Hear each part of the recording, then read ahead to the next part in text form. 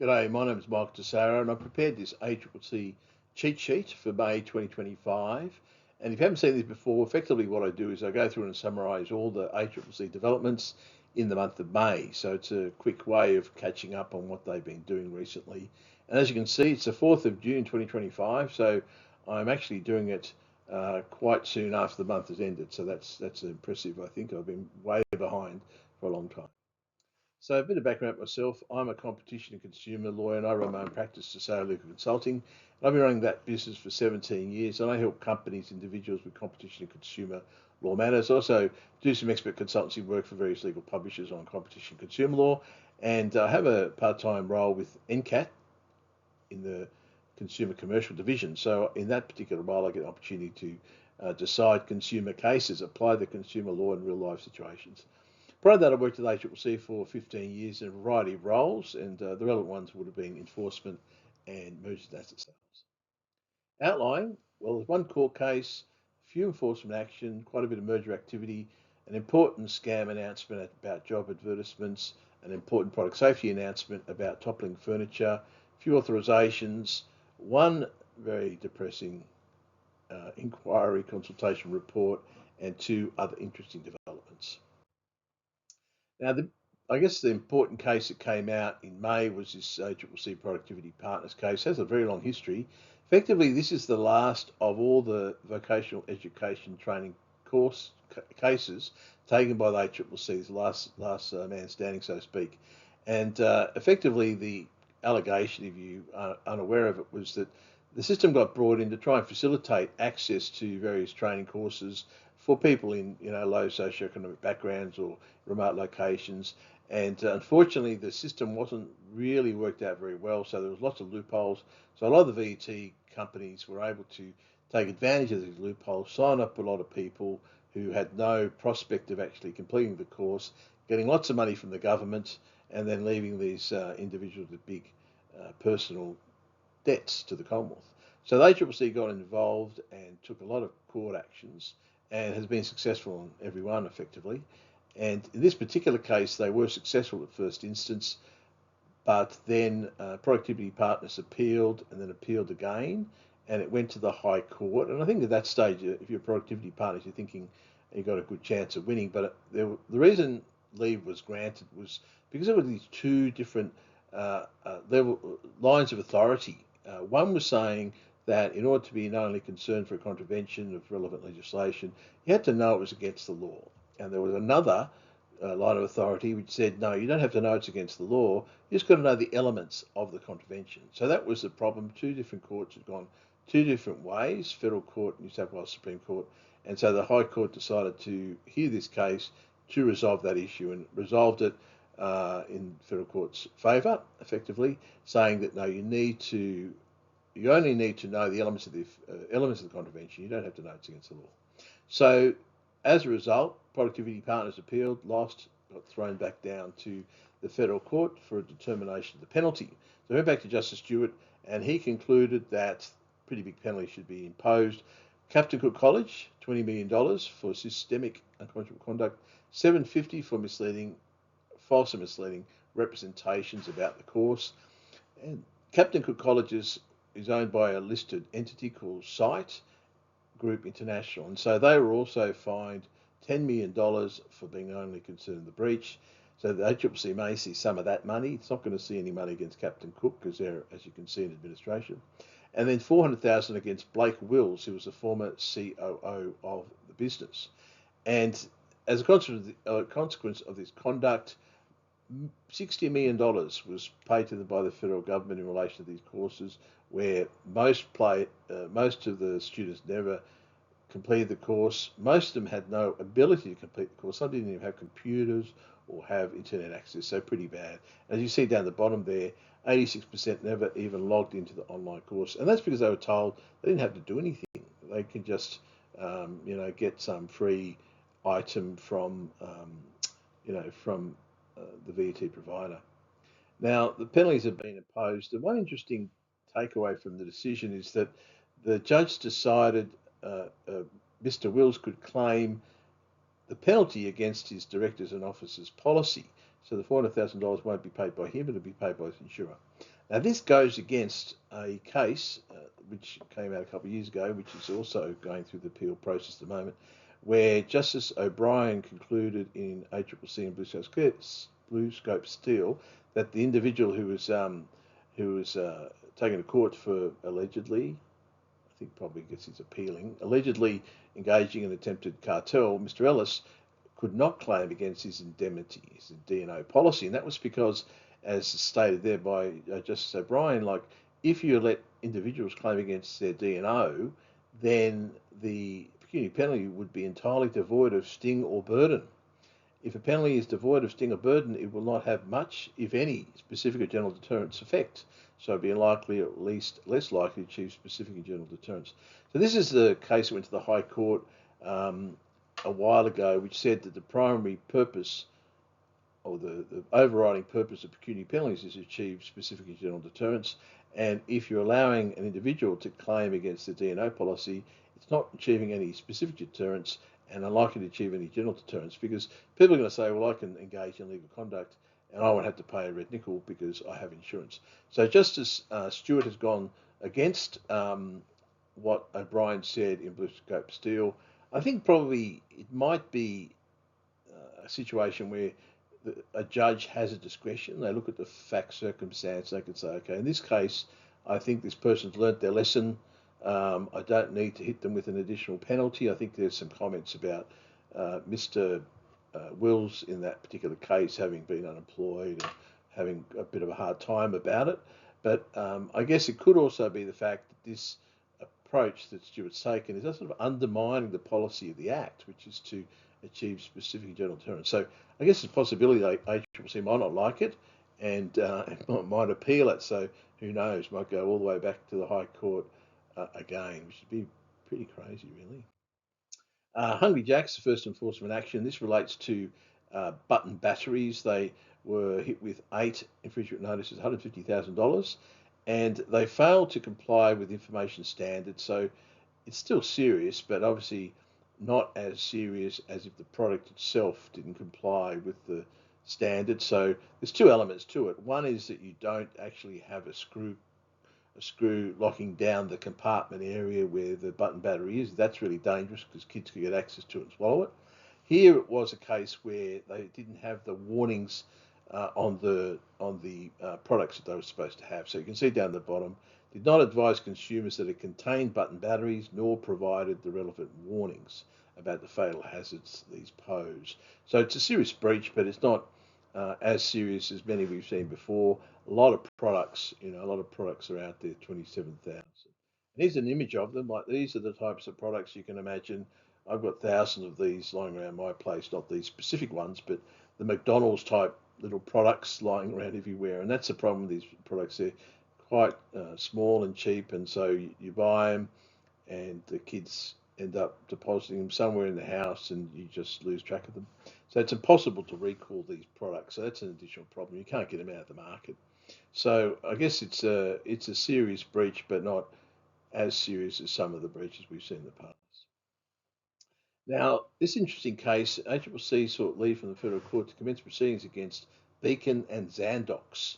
And these two companies were in liquidation. So that seems a bit strange. Why would you sort of seek permission to sue two companies which are effectively ceasing to exist? And in this case, I think it's got some merit, because it's not just suing the two companies, it's actually using the leave against the two companies to actually mount a accessorial case against the former director of Beacon, Warren Scry.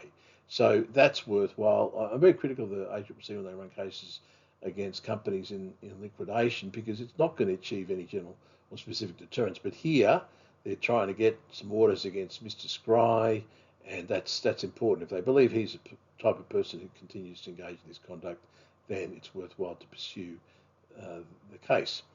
This is an allegation the company engaged in unconscionable conduct and misleading conduct in relation to the provision of printer cartridges and cleaning products. And what it is, it's a bit of an old one really, where you sort of ring up and you say, hey, you ordered some printer cartridges, you've got to pay us for them.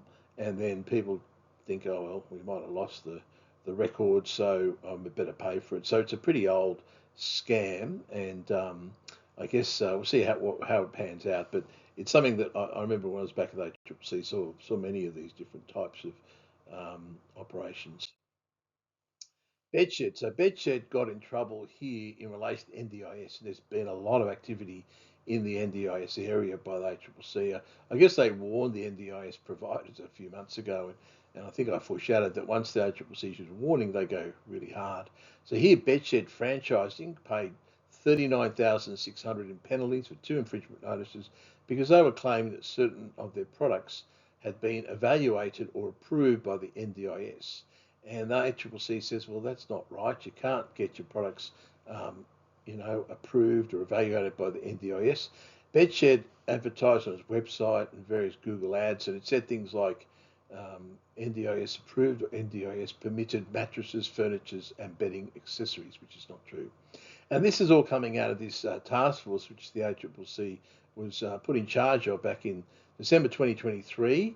And it's this basically NDIS Fair Price and Australian Consumer Law Task Force. And effectively, the ACCC is required to investigate and take action in relation to NDS providers which are engaging in misleading or deceptive conduct. And as you can see, they're doing a lot of work in this area.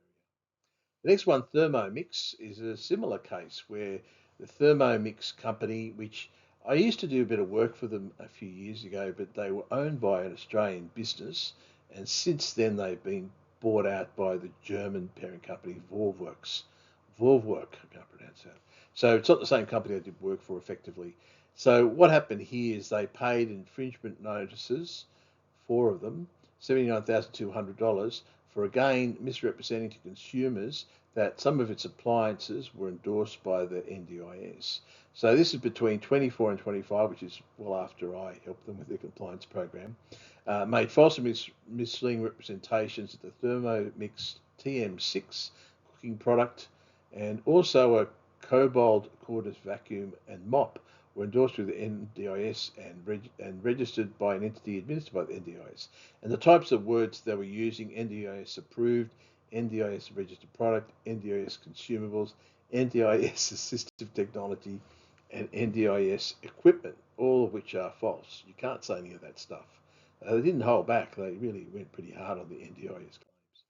So in their press release in relation to this matter, they sort of pointed out what things you can't do in relation to NDIS. So you can't say NDIS approved, as NDIS doesn't do that. They don't approve goods or services. Also, you can't say NDIS funds will cover certain things like all-inclusive holidays, which is not correct. They don't cover those type of issues. They don't cover meal delivery services, so you can't say that they're covered by NDIS. Also, advertising that provides instructions on how to use NDIS funding codes to cover the costs of recreational services that are not covered by the NDS.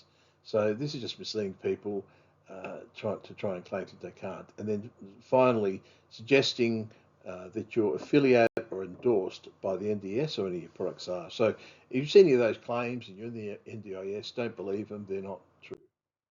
So this is an interesting one, Oracle and Duncan. So moving into mergers, Oracle proposed to buy Duncan Technologies a few months ago, and effectively it relates to on-street parking solutions. And effectively, the ACCC had a lot of concerns about this particular merger, expressed its concerns in a statement of issues, and Oracle's decided to pull the pin. So obviously it wasn't the kind of merger where they could agree to any structural undertakings or potentially any behavioural undertakings to get the merger across the line. So they've abandoned the whole thing. And as you can see, the statement of issues expressed concerns about the fact that these were the two largest suppliers of on-street parking solutions in Australia. They were the closest competitors to each other. Also, they were concerned about increasing prices, reduction in innovation. And you think here the barriers might be quite high, the technology might be quite sophisticated, probably a lot of patents and other intellectual property. So it doesn't say that in the press release, but I'm assuming the barriers were fairly high. Cleanaway City-wide services. This is another merger where the ACCC expressed some concerns earlier on, but once it did a deep investigation of the matter, it's decided that there's no breach. So on the 15th of May, it announced that it would not oppose Cleanaway acquiring Citywide Service Solutions in Melbourne. The key issue was that Citywide Service owned a transfer station on Dynon Road. And whenever there's transfer stations, you've got potential issues. And when the ACCC looked at that in a bit of detail, they realised, no, it's not going to be a big deal.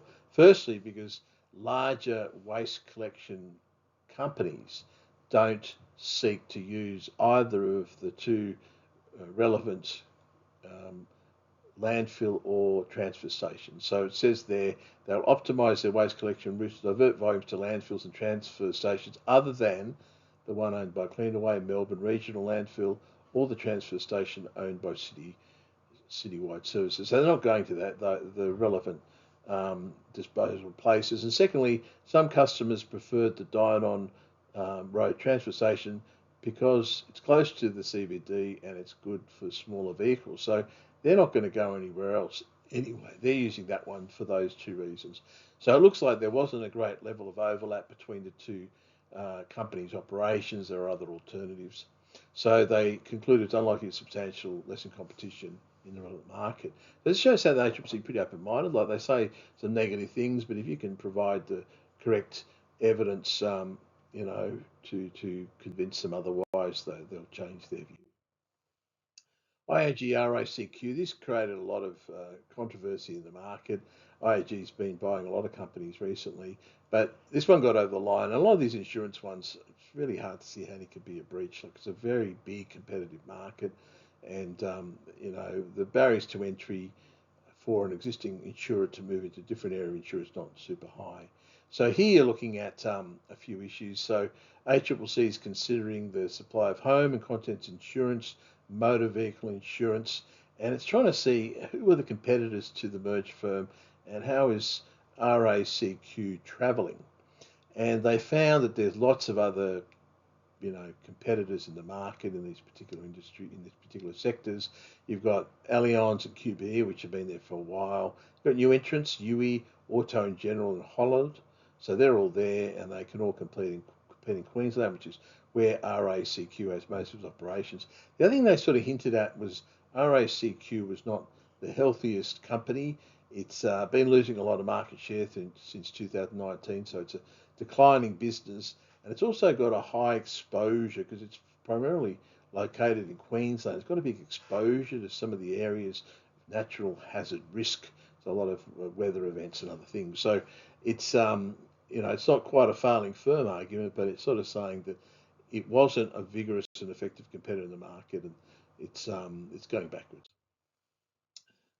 This is an interesting one.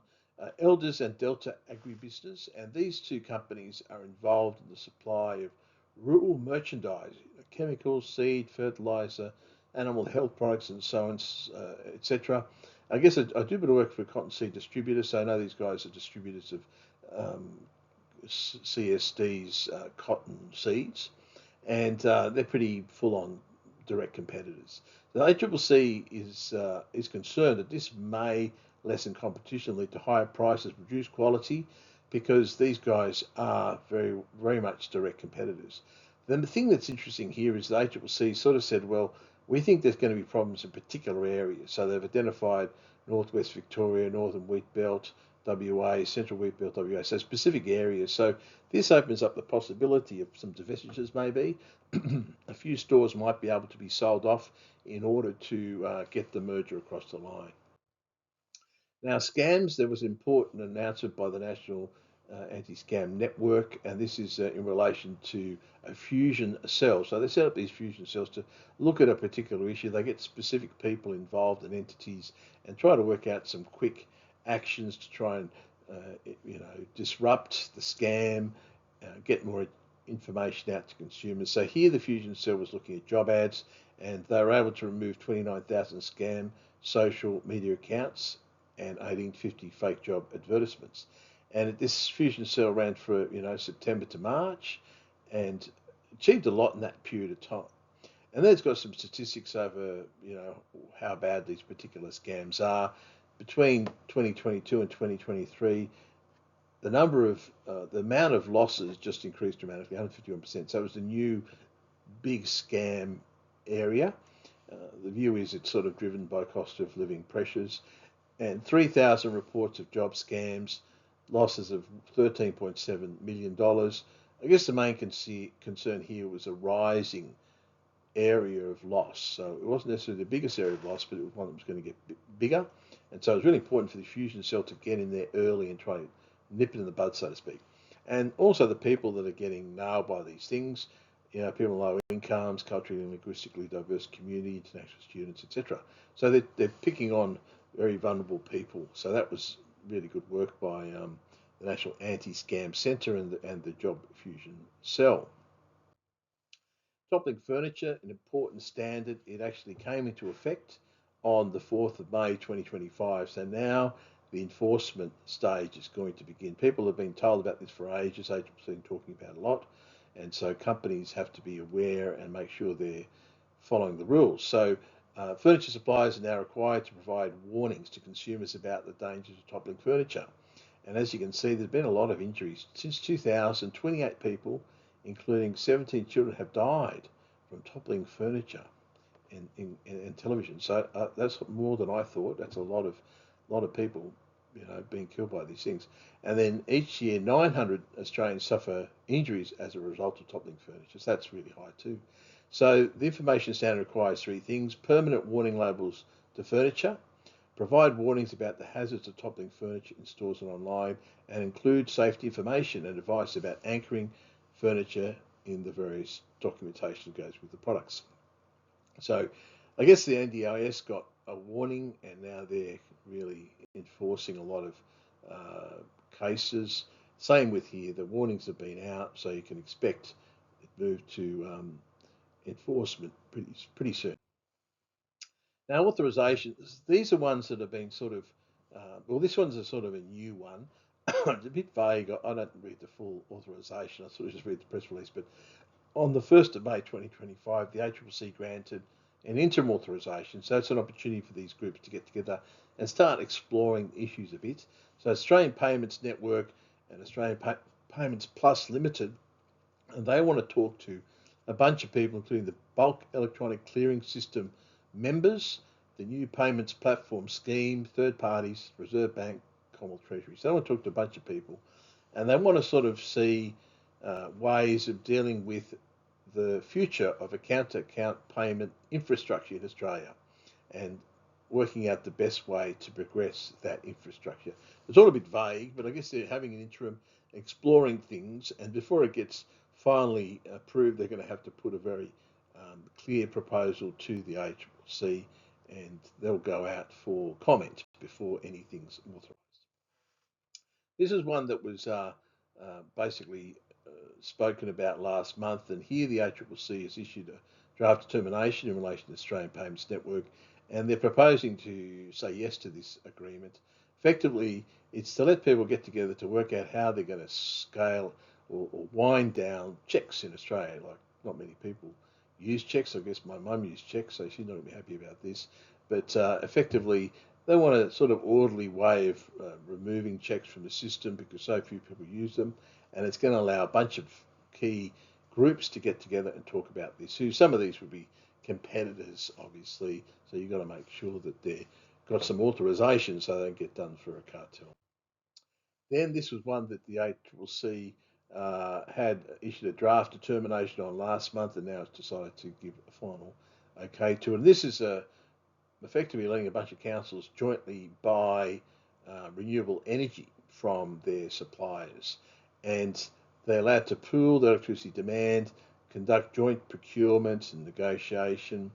And I guess the thing here, it's got a lot of potential public benefits because theoretically it's going to be one negotiation between the renewable electricity supplier and all these councils, and that's going to reduce transaction costs. That's efficient. Having said that, as I pointed out last month, the renewable energy retailers don't have to agree. They can say, get lost, we don't want to talk to you all. Also, the councils don't have the ability to boycott. So they can't say, okay, if you don't give us a better price, we're going to not buy anything from you, and then force the electricity retailer to maybe go renewable energy electricity retailer to sort of come to the party. So they have that right. But clearly these have huge public benefits, clearly very efficient to have a bunch of different groups, working together to jointly procure goods and services. This is a very depressing one, the airlines report. Probably no real surprises. I think you should change the name of it, don't you reckon? So at the moment it's called the Domestic Airline Competition Report. I don't think the word of competition is really very apt there because there is no competition domestically. That's just a joke, isn't it? And this just shows how much of a joke it is. Australia's two largest airline groups have both recorded strong financial results for the first half of the year, reflecting a number of factors. Now, that's basically the Qantas Group. You don't know with Virgin because it's privately owned, but Virgin sort of said they were looking at record profits, so they're obviously doing really well. Qantas Group reported earnings and interest before interest and taxes of 1.5 billion for the first half of the year, most of it coming from domestic operations, which just shows you how crazy it is because I think that the international used to make quite a lot of their money, but now they're making more domestically.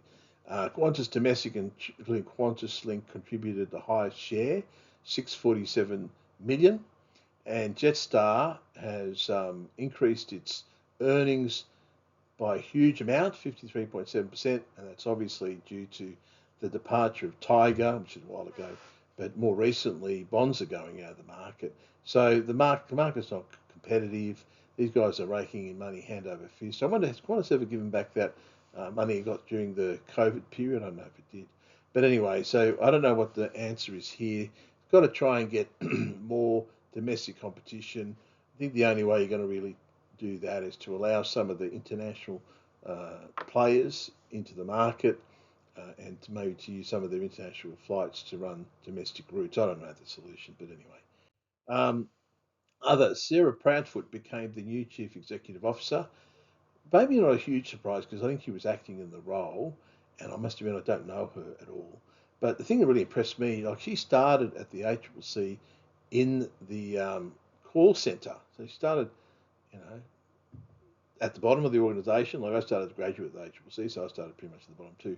But that's really impressive, the way you can just work your way up from the call centre, which I think a lot of those guys were contractors initially, just stay in the organisation, work your way up to the top job. So that's feel very happy for her getting the job, and I'm sure I don't know her, but I'm sure from what I've heard she'll do a great job. The other thing was a Fiona Wayne oration, which I'd never actually heard of before. I had to look up who Fiona Wayne was, but she was the head of the Sustainable Business Association for many, many years, very strongly promoting sustainable business activities. And so she passed away a few years ago at a fairly young age. And so they've had this Fiona Wayne oration since about 2014, I think, or not quite a few years ago. And so they got Gina Cass-Gottlieb to give the talk.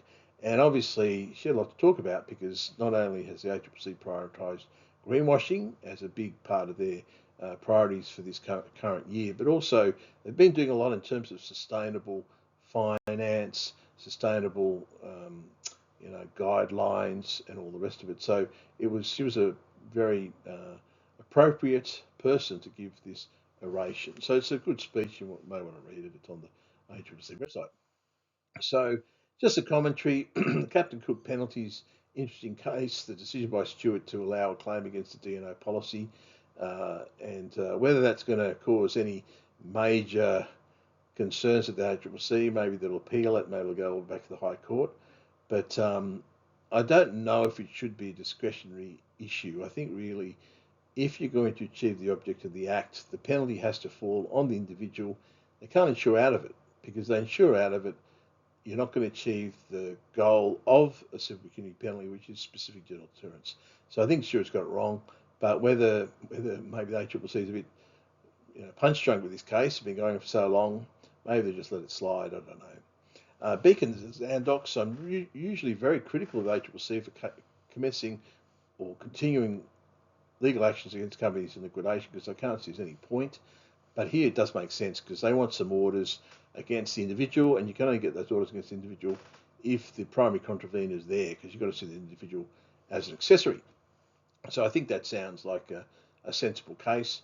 Orican withdrawal, that's interesting that Orican couldn't think of some ways of getting the merger across the line. Obviously, there was nothing they could really sell off, and obviously no behavioural undertakings which were, acceptable to either the parties or the ACCC. I don't really know, but that's been withdrawn. Elders Delta, that's going to be an interesting case. I guess the thing that stands out there is there seems to be a bit of an invitation to maybe sell off a few assets. I'm sure there'd be buyers, so they could maybe potentially sell a few stores to get it across the line. Topping furniture, I guess the big warning there is enforcement will be starting soon, so make sure your house in order. And finally, airlines. I don't know what's going to happen with airlines. It's just watching how little competition there is in the market. Virgin and Qantas have no incentive to go hard against each other. One's got like 35% of the market, the other's got 65% of the market, and that's a pretty cool way to be if you're in business. So I just think I don't know what the solution is there. It's a big challenge for the government. So that's all I had. If you've got any questions, feel free to give me a call or drop me an email.